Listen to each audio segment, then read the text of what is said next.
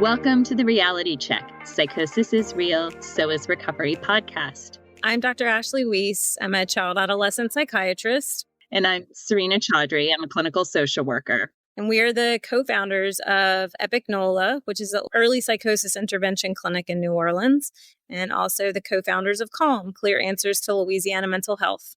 Hi, welcome to Reality Check. We're here this afternoon with Aaisha Alvi. She is a postpartum psychosis awareness advocate and the author of the book, A Mom Like That, a memoir of postpartum psychosis.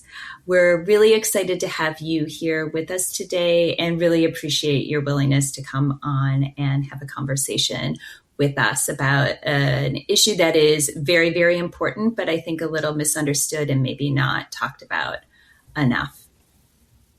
Yeah, thank you so much for having me on. It's always wonderful to have an opportunity to shed awareness of this condition. So I'm very grateful for the opportunity.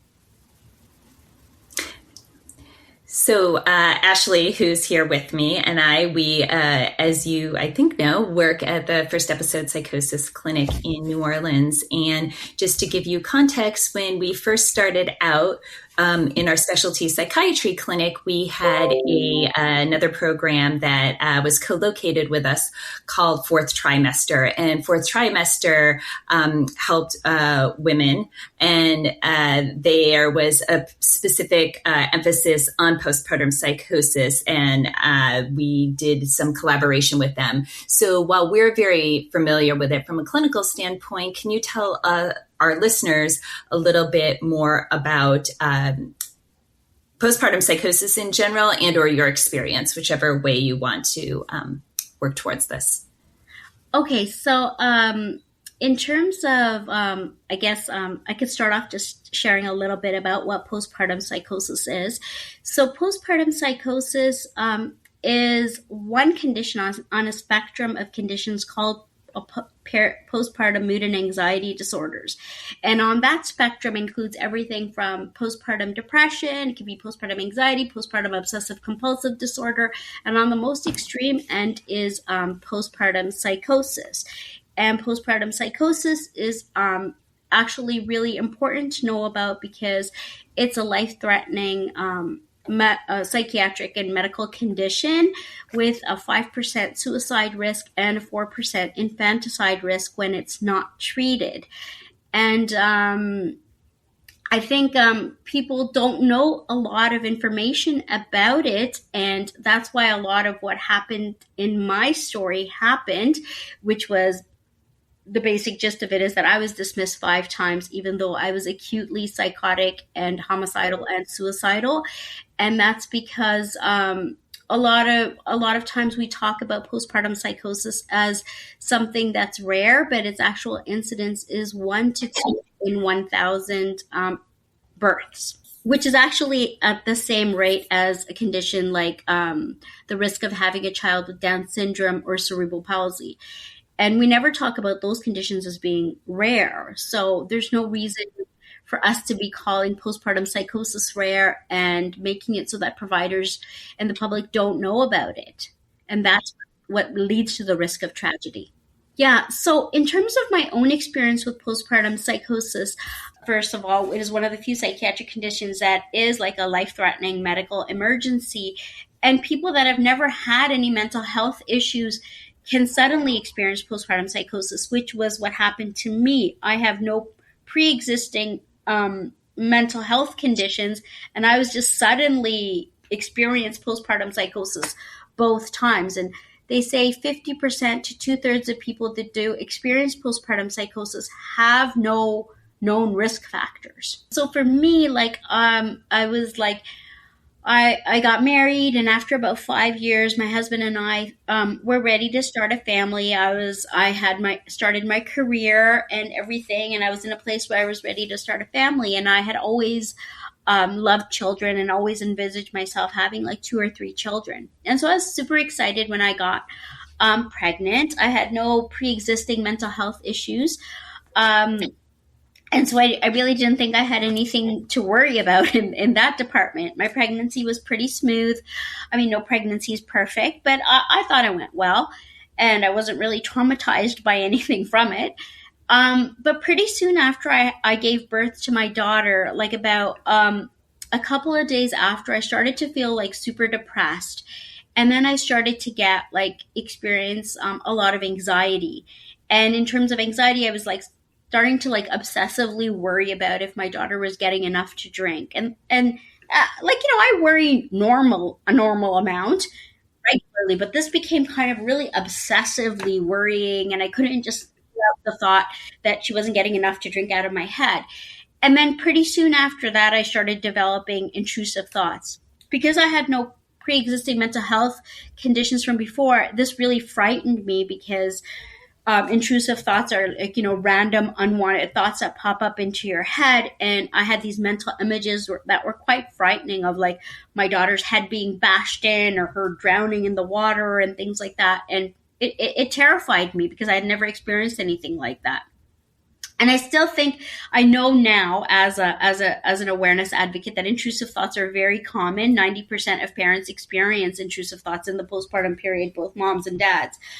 I didn't know it at that time, but that's all pretty normal for what can happen in the postpartum period. But pretty soon after that, I started to develop some strange beliefs. And just out of some random benign conversation I was having with my mother, I got it into my head that I started to believe that she and the rest of my family was at risk of acting on the intrusive thoughts in my head. So I didn't think that they were having these thoughts. I knew they were in my head, but I started to believe that they were at risk of acting on them. And as we know, when you believe something, like a belief that's not true and not grounded in reality, that's a delusion. So I started developing these strange beliefs, strange delusions. The first one was that my family was at risk of acting on the violent thoughts in my head. I then started to doubt that my daughter was a baby, and I thought that she was an adult pretending to be a baby. And I know that might sound weird, but maybe not to you guys if you're psychiatrists. But I really did believe that she was just pretending to be a baby, and that was, annoying me and frustrating me. And then I started to think that maybe she was autistic. And then I started to have these other delusions that my husband was having an affair. And for me, the worst delusion that I had during that first episode of postpartum psychosis was I started to think that my husband wanted to molest our daughter. And I really believed in this, totally disgusted and repulsed me. And I remember one day while he was driving on the highway, I was so upset that I started punching him in the head, because I was so I can't believe you want to do this. And, that's how strong the belief was in me. All the rest of the beliefs I was having, because of all the rest of the beliefs, I wasn't sharing what I was thinking with anybody, but I was definitely behaving bizarrely because of all the things that I believed. And because I was behaving bizarrely, my family was like, there's something wrong with you. And they tried to take me to the doctor. And both times that I remember being taken to the doctor, I was essentially told that, motherhood is hard, and, it'll get better for you. And I was never screened. I was never treated. I was there was no questions even asked. I was just kind of sent home with a pat on my back. And I believed all these things. And then suddenly, I remember my family tried to stage an intervention, and I ran away from them and all this kind of stuff. And then I was just mad at them. And then there's a period of time of a 1 month chunk of time that I have absolutely no memory of. I just remember going to sleep telling my husband, I thought something was wrong with me, and I thought he should put me in a mental hospital. And I just remember falling asleep. And all I can say is I remember waking up a month later, and I was just completely back to my baseline.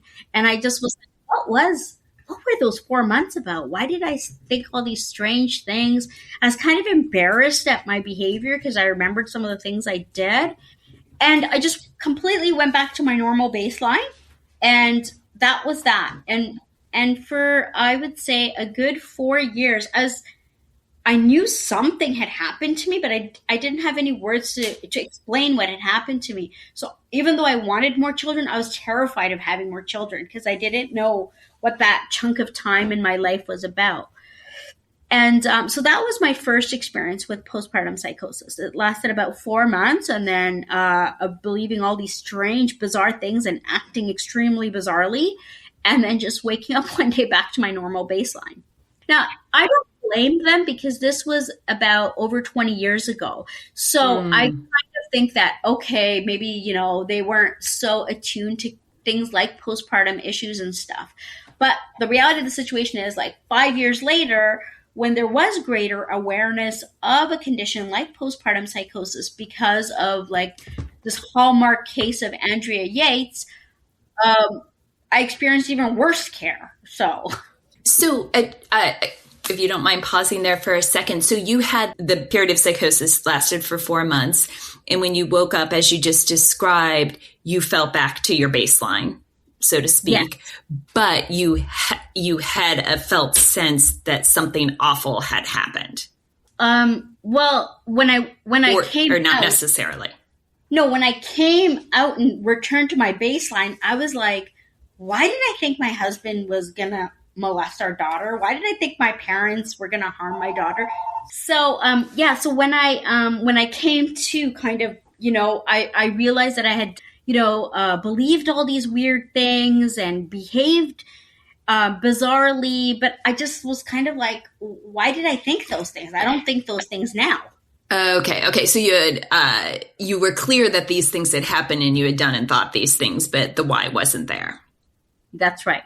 Okay, please continue. Thank you for clarifying that for me. Yeah. So then, you know, I was scared of having more children because I realized something weird had happened to me, but I didn't have any explanation for it. And I dabbled in some research because I was truly befuddled by what had happened to me. And I came across some information related to postpartum depression. And although all the symptoms of postpartum depression didn't line up for me, I kind of was like, well, I was sad, I was miserable. Sure, it doesn't talk about believing strange things and stuff, but maybe that's what I had. And so I kind of chalked it up to maybe I had experienced postpartum depression. And because memories fade and stuff, seeing all my friends have second kids and stuff like that, I wanted to have another baby. And so we got pregnant again. And this time at about 14 weeks, which was close to 4 months postpartum, 4 months pregnancy, I miscarried. And I learned that I was having a miscarriage. So I found out that I would be miscarrying because my baby had passed on in utero. And so I was told this, and it took about 2 weeks for my fetus to pass. And in that time, I solidly had come to terms with the fact that, you know, I was losing this baby and I had grieved. I'm a religious person. So I had made sense of it with, you know, the help of my faith and stuff like that. And so when the fetus actually passed, I was ready for it to pass. And I felt normal, like myself, for about 4 or 5 days. Then on like day 6, I suddenly felt like I was like super depressed and started to, you know, feel a little bit anxious. And I was like, wait, there's only been one time in my life that I felt like this. And that was right after I gave birth. So I was like, I had that insight to know there's something wrong. So I quickly went to the doctor and I told her what was going on. And I said, you know, I'm concerned because I'm like so depressed. I feel like I'm in this dark pit. I can't even raise the corners of my mouth to smile. There's something wrong. And she was like, you just had a miscarriage. You're grieving. And I was like, no, but I feel like I'm in a good place about this loss. And I don't feel like it's grief. And she was like, you're grieving, you know, just like kind of go home. And so then things started worsening for me more, and I started having like these repetitive thoughts and things like that. So I went back again and I was like, no, there's something wrong. And she was like, nah, you're, you know, grieving. You're having ruminating thoughts. You're okay. Things progressively got worse. I started having developed bizarre thinking. And by bizarre thinking, I mean like it was truly bizarre. I felt like my mind was telling me that my daughter needed to die so that she could go to heaven. And I was like, where is this coming from? Like, I don't agree with that. Why is my mind trying to convince me that my daughter needs to die? So I went back again and, it was saying that, I'm experiencing bizarre kind of thoughts and stuff like that. And I was told that I was having intrusive thoughts and sent home and told to take warm baths and things like that. So I tried doing that. It wasn't working.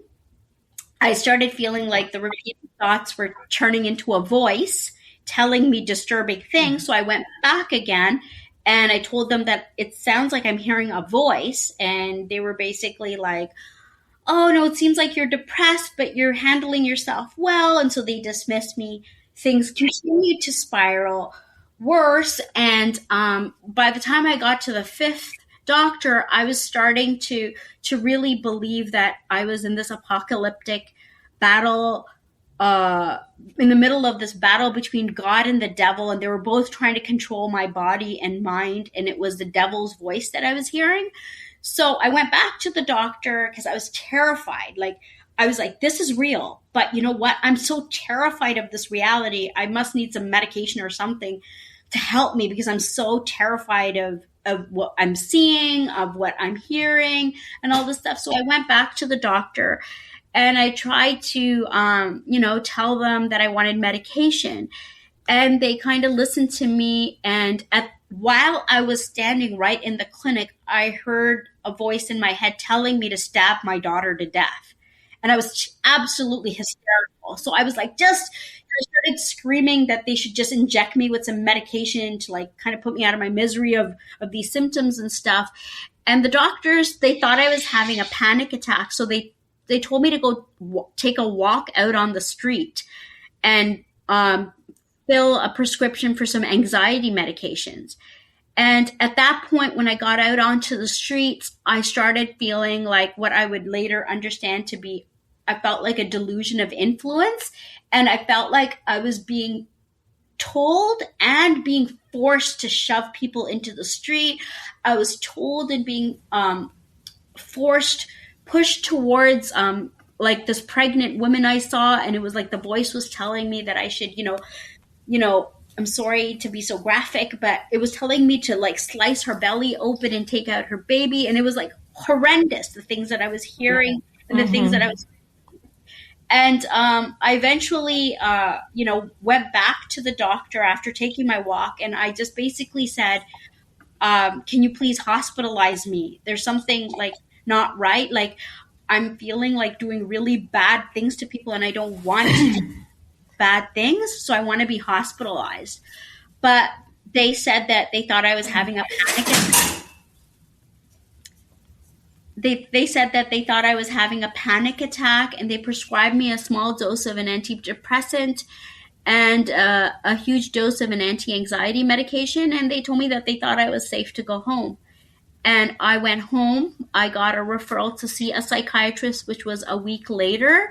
And it was when I went in to see that psychiatrist. I have no clue how I managed to keep all my violent urges. It was just God helping me, I think. But when I saw the psychiatrist, she was, at that point though, by the time I saw the psychiatrist, I had become somewhat catatonic and I had a new delusion, which was that I couldn't tell the psychiatrist everything that was going on because we didn't share the same faith. So I was a little bit mutish and catatonic also because my depression was so severe. But she still managed to clue in on the fact that something was not really right with me. And she decided to start me on the tiniest dose of an antipsychotic medication because she said, I feel like you had put like psychotic features to your depression the first time and I want to ward it off the second time, although she didn't know that I was completely psychotic. Right. So she sent me home with a small dose of antipsychotic medication, but she gave me her number. She was so amazing. She gave me her number and I kept calling her obsessively because I was like, oh my God, this is happening. That's happening. And so she upped my medication to 10 times, which she had initially prescribed. Wow. And at that point, my psychosis broke and I started recovering. Wow. Yeah, so that was basically my story in a nutshell. There's a lot more details into how everything went down, and that's why I have a book about it. But it's very disturbing that even though I went in, I told doctors that I was hearing voices.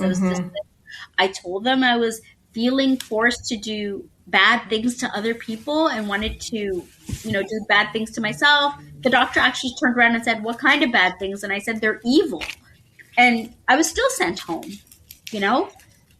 It blows my mind, and it really is just so disappointing. And I we've talked about this with other guests on the podcast. Our training as mental health professionals is inadequate. And I really do see this across the professional, silos and spectrums. And there's not enough, people do not understand psychosis symptoms, and are unwilling, you can choose the way to phrase it, see them when they present in a clinic space.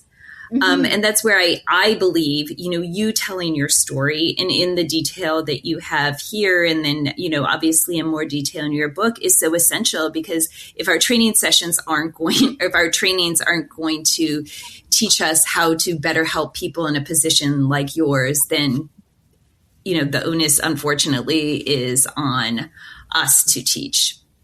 Right. And I appreciate your courage in being able to do so. Oh, thank you so much. And I just appreciate the opportunity. And I'm sorry that I went into a little bit of a graphic detail. To be honest, it was kind of mild as compared to what's in the book. But I did want to share how bad things got. And regardless of how bad things got, like the ignorance level amongst the providers that I interacted with. And these were all people that should have known better. Like my psychiatrist said, she said, "What more could you have done except self-diagnose yourself? You told them you were hearing voices. That's a hallucination. You told them you felt like you were feeling forced to do bad things. That's a delusion." And if they can't recognize those simple things, that's really disturbing. Yeah, it is disturbing. I lead the medical student curriculum, here at Tulane. And the one takeaway, for all of them, this is before they get to clinicals, before they've decided what they want to go into. But, when, in their teaching and even in their testing, postpartum psychosis is a medical emergency. It's always tested. It's always given a lot of attention because of the severity and the importance of getting someone emergent help. And I tell my students, no matter what kind of doctor you're going to be, you have to recognize this. That's just tragic. And I wonder, do you think that there were any reasons in particular with you as an individual that they maybe didn't take you, or that they couldn't actually fathom that you could have psychosis? And I'll say that because we have a lot of young people in our clinic, and, we had one person, for instance, who was told that she was too smart to have psychosis and too smart to have schizophrenia, or that she would have another man recently. He was cognitively too advanced to have a psychotic disorder. And that's coming from a place of not only ignorance, but also stigma and judgment. And I'm wondering if you felt that that was a part of sort of the dismissing of you. Yeah, so I think that there was a number of layers to why I was dismissed, and I can go into a few of those. One of them is definitely, I think, that they knew what I did for a living, which is not something which you need education and a certain level of education for. And these were doctors that knew me and knew my baseline. Like they had interacted, like the people that I went to were the one that was supposed to deliver my baby, my primary care physician, a psychologist I had seen for therapy purposes and stuff like that. So they knew me to be a relatively high functioning person. And maybe there was that stigma of like somebody like this, can't do that.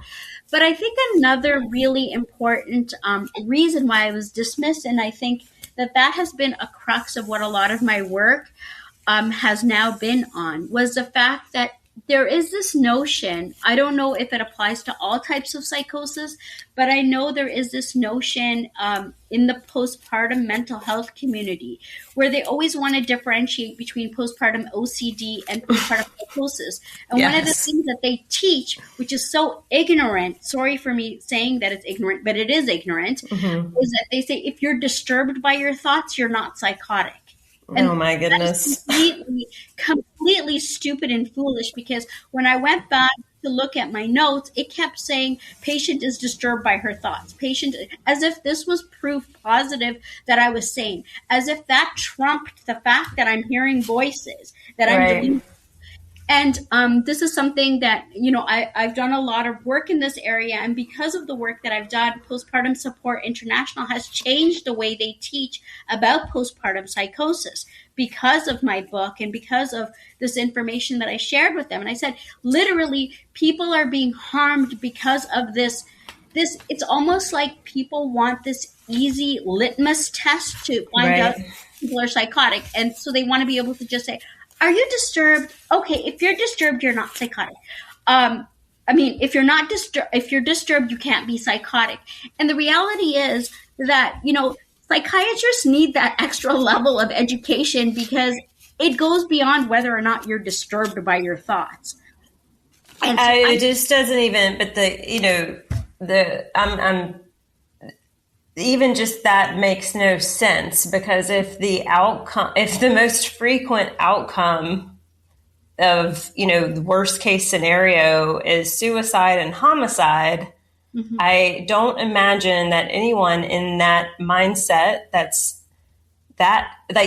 is not, that part of that experience is not disturbing. Well, like you cannot, it's like you couldn't. That's just so. No, but they would. But the understanding within this postpartum space has been kind of like these moms want to do it. Oh my gosh, yes. And I mean that's what it implies. That exactly. That's. And I was not wanting to do any of the things. I felt compelled to do it, forced to do it. And that's why I wanted to harm myself, because I did not want to do these things. That's a big focus of my book, is to dispel this notion that just because you're disturbed by your thoughts is not proof that you're sane. You can be disturbed by your thoughts. It's the content of your hallucinations and delusions that will determine if you're disturbed. Like I was delivering a webinar, which is something that I do now, lived experience insights webinars. And I said, if I've hallucinated a unicorn, I might not be disturbed by what I see. But if I hallucinate the devil, you can bet I'll be disturbed by it. It's the content that's important. So, so I think the reality of the situation is, one of the reasons was that, I appear to be an educated person, and that doesn't fit what you think of a crazy person to be like, quote unquote. I'm just using that not as my personal word, but as, how people tend to think of things. Like, you can't get this illness if you're smart. The other thing was that I was very much disturbed by my thoughts. And that would, to a lot of the doctors, was proof that I was sane. And that is a really sad situation, because right now, currently through the legal system, the case of Lindsay Clancy, I don't know if you know about her. She's a Boston mother who experienced postpartum psychosis. She took the lives of her 3 children. There was a New Yorker article published last year where Patrick Clancy, her husband, said, we were essentially told that because she was disturbed by her thoughts, there was nothing to fear. She was not a danger. That is just tragic. Yes. And that is what's at the bottom of a lot of these things, that it's people's overwhelming need to simplify a complicated illness that is resulting in people being turned away. And that's why I was turned away, because I read my medical notes. And then after I sat through some trainings on perinatal mood and anxiety disorders, I kept hearing this come up. Oh, women with postpartum OCD this distinction of like ego syntonic, ego Oh my goodness. Oh, I hate that. I just want to get rid of that. So what happened was that I went back to my own psychiatrist and I said, what do you think about this? And she said, frankly, I could not care less if you're disturbed or not disturbed by your thoughts. I care if you're hallucinating or delusional. Right. I care about. And that's the reality of the situation. So I think it's really important. One thing I emphasize is always that people need to stay in their lanes. It's important to be aware of postpartum psychosis, but you don't, just because you don't know how to diagnose it, that's not a problem. You don't need a simple litmus test to tell you. If you're not a psychiatrist, there are other people that do know how to tell if somebody's delusional or hallucinating. That doesn't have to be you. You just need to be able to flag if this person needs additional, an additional pair of eyes on them type of thing. Yes, that's, so well stated. And I don't know how any practitioner listening to the content, if they were really listening to what you said, wouldn't ask for help in understanding what was going on, right? If it was not in their realm of expertise, why they didn't get a consult or didn't engage anyone else in the clinical conversation. Right. And what's even more odd is the fact that in my reports, they never even documented that I said I was hearing voices or that I was feeling forced to harm. And I would myself have questioned if I said that, except I had witnesses. And my best friend was at my appointments, my husband, and they all heard it. So I was like, why did they not document those things? All they kept documenting was patient is articulate, patient is insightful, patient is disturbed by her thoughts. Right. So it's this taking of, it's mistaking insight for an emotional reaction, like it's, or thinking that someone cannot have both. Even the idea of distressed by thoughts being something that differentiates. I have plenty of patients in my past with OCD that weren't particularly distressed by their intrusive thoughts. Right. It's like not even part of diagnostic. It's just wild. Well, actually, it's more of a specifier. It can be someone that they are potentially insightful about it, and realize that it's ego dystonic, or it can in fact be ego syntonic. It's not a differentiator. And I bring that up because we do, you mentioned earlier, do other types of psychosis experience this same thing, and it's absolutely true. We'll have, young people that come into our clinic that have been diagnosed with every single thing because the family's well off and they have means, and somehow it couldn't possibly be that it's psychosis. Because they just can't see the forest for the trees. When to us, we're like, oh, well, obviously, that. And it's not to say that it's that obvious by the person, but just hearing their story, you're like, okay, this is psychosis.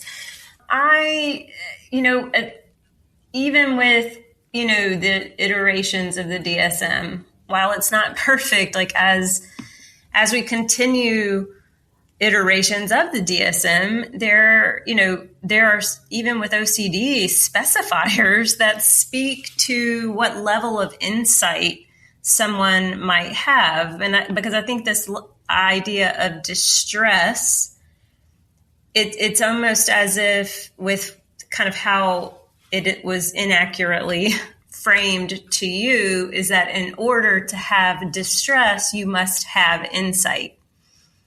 And that insight is on, and in fact, insight is on a spectrum. So you can have distress based on content of thought, even if you're not actually believing from an outsider's perspective that you're, even if you don't realize that you're delusional, you still can have distress.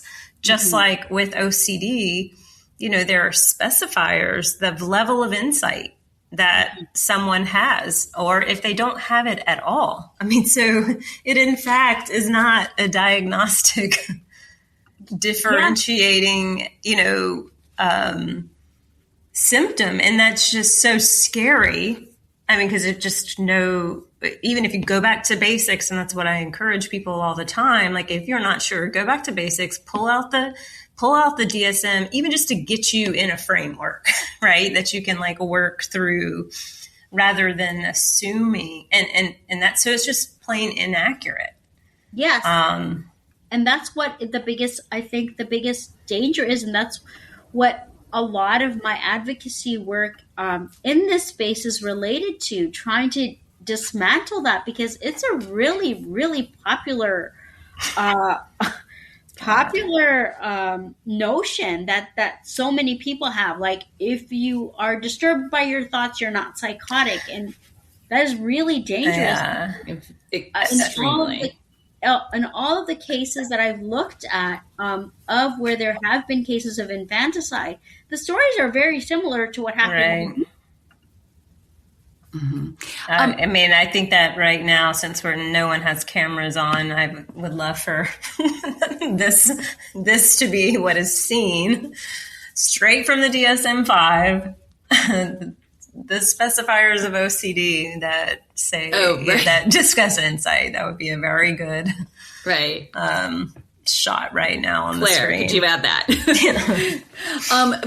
So two follow-up questions, Aaisha. One, going back to what you reported when you were sharing your symptoms and your experience, you spoke about hallucinations. You said hallucinations, and that was dismissed. I'm curious if you have any thoughts about why or how a clinical professional could have dismissed that and not put it in their clinical notes.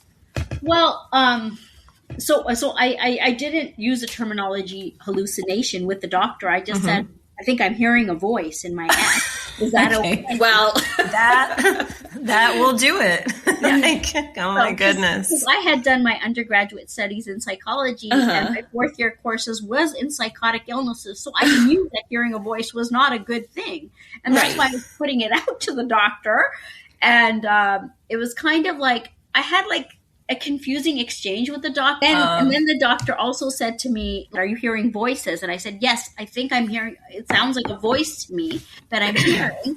And she basically told me something like, "Are you hearing it with your ears or something?" That's another myth. Inside your head versus outside your head. Yeah. And I was just confused because I was like, I don't know. I never heard a voice in my head. I just know I never heard voices before, but I'm hearing it now. You know what I mean? Right. Well, I can't help but wonder, how much stigma played a role in this, and in stigma within the field of medicine, and one's lack of willingness, ability, or barriers to understanding psychosis or being willing to see it. Yeah, and the other thing too is that, like, I just felt like this thing that you're talking about, inside your head and outside your head, it's after I did research that I found out it can be inside your head or outside your head. Right. And for me, initially it was inside my head. Later on, I started having episodes where it was outside of my head, but both are voices. But frankly, if somebody, like the way in the awareness work that I do now, when women contact me, and if I say to them, "Are you hearing voices?" When they say, "What do you mean by a voice?" I know immediately that they should see a doctor. Right. If you're saying, "What do you mean by a voice?" that tells me more than enough information. Right. Yeah, that's I'm not a doctor, you hear me? I know that. Right. And I think most people probably do or don't, to your point. Can you hear me? Mm-hmm. Okay. I was wanting to say, I've had, I don't know how many patients even say to me in the development of hallucinations that they initially heard a voice, they look around and realize that, and it sounds like it's coming from outside their head. They look around like they're in the classroom and realize like no one else is hearing it. So they very quickly realize that it must not literally be coming from outside because no one else is hearing it. Mm-hmm. So they'll say, it's in my own head, because they've just experientially realize that no one else is hearing it, but that's been mistaken as, oh, it's not a real hallucination because of how they qualify it, because they know it's coming from in their own mind, because they've realized that no one else is responding to it. Right. It's just... And so I think the crux of the matter is that people really I think people are so scared of psychosis that they want to make it so black and white that they're not willing to entertain the nuance. Right. And it's all about nuance. All about. And when you ask like what other reason they might have thought that, another reason that has come to my mind that my book talks quite a lot about is the fact that when I went back to my psychiatrist after I was a lot better, and she was the one that planted the seed that I should write a book. I went back to her and I was like, why do you think like none of the doctors were like believing what I was saying? And she said to me, maybe they thought you were malingering. And then that was like, wow. I'm sorry to laugh. Yeah, I was like, but why would I need to malinger? It's not like I killed somebody or and then was trying to like be like make up, like trying to come up with like an excuse for it. So that really piqued my interest. And then when I started working on my memoir, it's interlaced with lots of information about postpartum psychosis. But another thing that it's really heavily interlaced with is the fact that I am a woman of color, and women that are of BIPOC or women of color are more often dismissed, not given follow-up care, not even listened to. And so I think there was the fact that there's so much ignorance about postpartum psychosis, and it's treated as such a rare condition that people are never going to encounter. The second thing was that, those myths about like if you're educated or whatever, you can't. And then there's the added layer of I'm a person of color. Then there's the added layer of the fact that I have insight to recognize disturbed. It was like you have too many things. Many things all overlapping, which is kind of good in the sense that I got to address all of those issues in my book. No, absolutely. And thank you for naming them here for people who have not read your book yet. And I think this is a good call out to encourage listeners whose interest has been piqued by this to pick up your book. And the book is A Mom Like That, a memoir of postpartum psychosis. I so appreciate you coming on the show and sharing your story. And as I was saying off camera or off recording, this is so important to the world at large, but also for our patient population as we are seeing young people, recover and move out into the world and start families and start having babies, just helping to support them in getting care where they are seen and heard and treated well. And this is a really good reminder for us that there's so much more work to do as we, support our patients in building their lives. Yeah, I agree. And I don't want to end on a negative note, but it's actually whatever. You might have a different perspective. I have a young woman with a mood disorder with psychotic features. And her biggest fear when she was family planning and going into her, labor and delivery plan was postpartum psychosis, because she's educated about her bipolar disorder and she knew she was at high risk for postpartum psychosis. So we had this whole plan mapped out for delivery. She wasn't going to breastfeed. Her husband was on duty so she could sleep. I wanted her to sleep for like at least a day, like sleep. We had this full beautiful plan. I had communicated with her OBGYN, and guess what happened? They withheld her antipsychotic. Oh my God. And as the baby was having a little bit of SSRI withdrawal, which is expected, they assumed that mom had been on drugs and called child protection.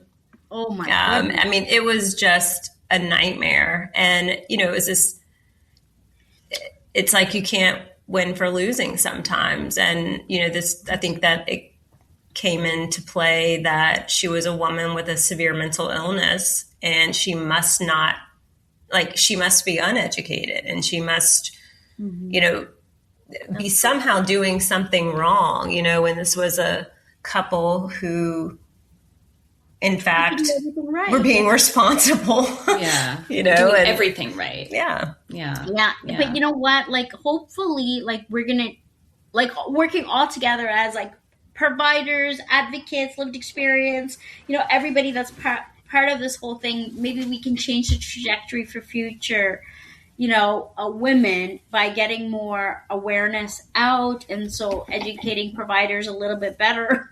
Definitely. We have to change the trajectory. And that's my hope. Imperative. That keeps me motivated because I'm like, I'm so grateful that I didn't end up a tragic statistic when I talked to my psychiatrist. And I was like, how much worse could it have gotten? And she was like, are you really asking me that question? Because the only thing you didn't do is act on it. And you came very damn close to acting on it. Like, so I want to use the fact that I am here to make an impact in the area and create better awareness. And hopefully I see that you guys are on page with this, that ridiculous notion of if you're disturbed by your thoughts. I know anybody that shares that kind of information in one big long email. Right. Stop trying to, simplify a complicated illness. Right. Yes. Thank you so much for giving me the time to share and having me on. Until next time, thanks for taking the time to get your reality check. And remember, psychosis is real, so is recovery. If you have enjoyed this episode or found it useful, please subscribe wherever you get your podcasts from and check out the website calmnola.org.